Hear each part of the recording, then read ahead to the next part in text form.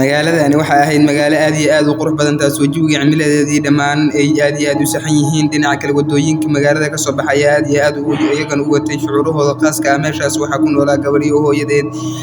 waxay gabadha ku tiri waxaa soo samaysaa guriga aad waxaa soo sameeyay ku tiri dhinaca kale magaalada jawigeeda aad iyo aad u saxnaa meeshaas waxaa joogay gabadha aabaheed hooyadeed qabay hooyadeed way soo tagtay waxayna soo aaday odaygii qabay waxay soo socotaba ay kolba ay jawi qurux badan iyo cimilo qurux badan ay soo dhex martay waxay u imaatay odaygii waxayna ku tiri waniyahow maanta waxaa khaldan guriga jawigiisa aad iyo aad uma saxnayn maxaa khaldan ayay ku tiri gabadheediina bannaanka ayardaad kula soo kulmay iyadoo jawigeedii iyo cimiladeedu aan u saxnayn ayaan kula soo kulmay odaygii ayay ku qaylis waxayna ku tiri waxaan maalin weliba soo laabanayo iyo gurigaan maalinka buuqaan aan ku hayno man ka joojino ayuu ku yidhi asagii aad iyo aad ayuu u qayli maadaama ay ahayd xaaskiisa duqdu waxay isku sii qayliyaanba ay xaaladoodii sii xumaato waxaa la gaaray habeen mugdi ah dhinaca kale cirka iyo xidigihiisa ayaa aad iyo aad u qurux badnaa meeshaas waxaa ku yaala guri xaaladihiisa iyo cimilihiisa aad u saxan yihiin meeshan waxaa duqa uu soo tegey waxa uuna soo aaday reeraha deriska waxa uuna u imaaday oday ka mid ah duqeyda reerka degan waxa uuna u sheegay in ay maanta ay jirto shucuur khaas ah duqa ayaa la weydiiyey maxaad maanta u welwelsan tahay ama maanta maxaad ka fikiraysaa oo asaan dhan oo welwelsan tahay ayaa lagu yidhi dhinaca kale cabdi ayaa wuxuu ku dhahay asagii warniyow maanta waa sax runtay wey saaxiibkii wuxuu sheegahayo waxaa kaa khaldan noo sheegay ayuu ku yidhi saaxiib annagu waa un annagii maxaad annaga wax nooga qarinaysaa camal ayay ku dhaheen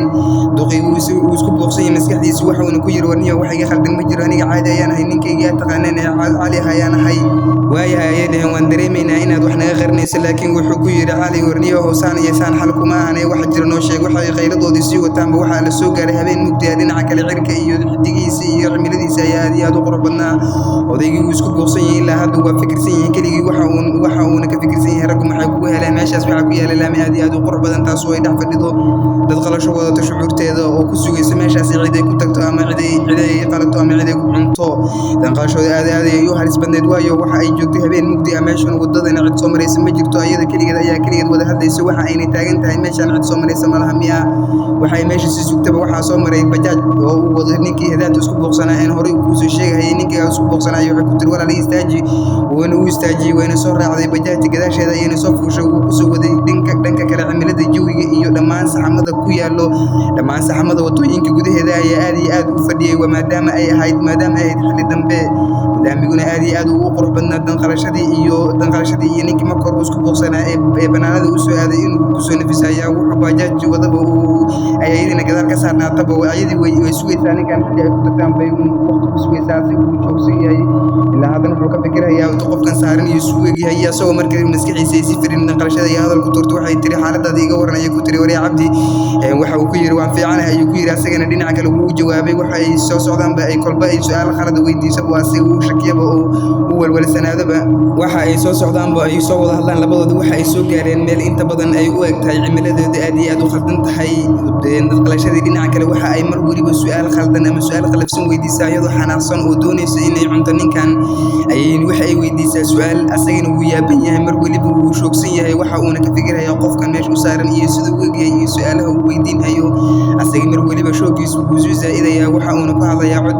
daciif ah ayadii sida dhinaca kale maanta way faraxsan tahay waayo qof ayay waxay ku heshay wadada gudaheeda wadadii oo cidla ah asigu wuu yaaban yahay dhinaca kale jawiga cimilada iyo dhammaan saxamada kasoo baxaya codka qaybihiisa kala duwan oo dad qalashada ku saabsan ayaa soo baxayay cod zaa'id iyo xasaasi dhinaca kale laamiga iyo shucuurihiisa ayaa aad iyo aad u saxnaa maadaama uu laamigu ahaa laami aad iyo qurux badan dhinaca kale meeshaas waxa uu soo gaaray magaaladii waxa ay timaatay oo keliya bajaajtii oo keliya maadaama uu ninkii lagu soo tegay duqdii maamadii uu qabay ayaa shoogsan oo welwelsan oo yaaban maadaama ninkeedii uu ka tegay ama laga soo cunay dhinaca kale magaalada wadooyinkeeda iyo saxamadeeda aad iyo aad u qaldanaa ama u saxnaa dhinaca kale maamadii waxa ay taagan tahay meeshii wayna shoogsan tahay wayna isla yaaban tahay gabadheedii hadaad aan kusoo sheegaya ayay su-aalo weydiisay waxa ayna ku tiri hooyo aabbaha xaggee aaday way yaaban tahay gabadhii waxa ayna soo aaday aabbaheed saaxiibadii oo maanta ay isdhihi karto ku baxso oo maanta su-aalo weydii ama nin aabbaha ila doona dhaha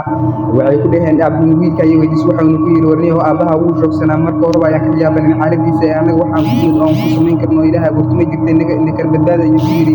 way yaaban tahay waxa uuna hadalkiisa kusii xoojiyey waxayna hadalkeeda kusii xoojisay inay aabbaheed la raadiyaan maadaama uu ahaa aabbaheed aad iyo aad ugu fiican iyada dhankeeda way ku qaylinaysaa waxa ay leedahay aabbaha miyuunan ahayn saaxiibkiin miyaad id raadisaan way ku qaylinaysaa wayna baryootamaysaa midda kale iyadu gabadhan waynu baqaysaa maadaama ay iyada keliya xaafadoo joogto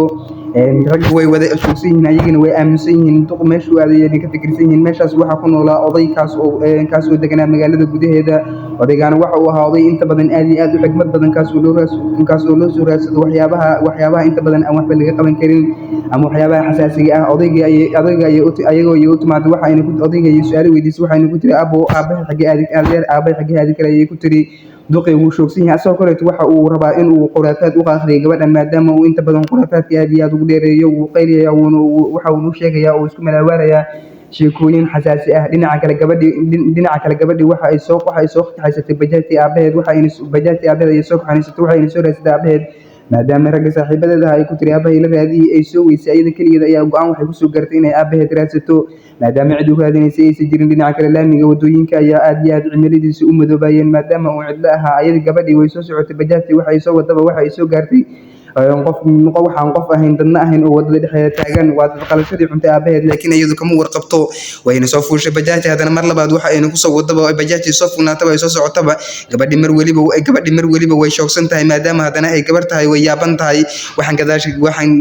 bajaajta ay soo saaratay ee aan kula hadlaynay haddana noocaan u eg